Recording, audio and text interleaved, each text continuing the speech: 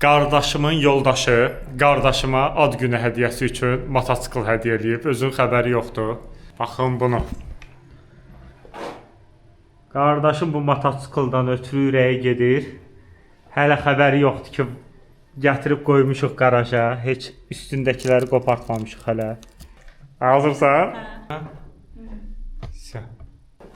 Evi, səni təbrik eləyirik. Təbrik eləyirik. Uşaq dəli olacaq. Belə işlər.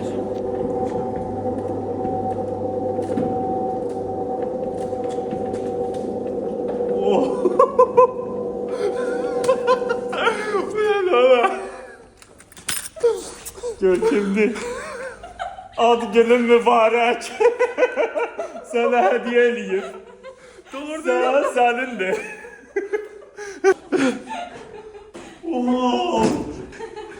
Mübarəksən, böyürdə də açarın da.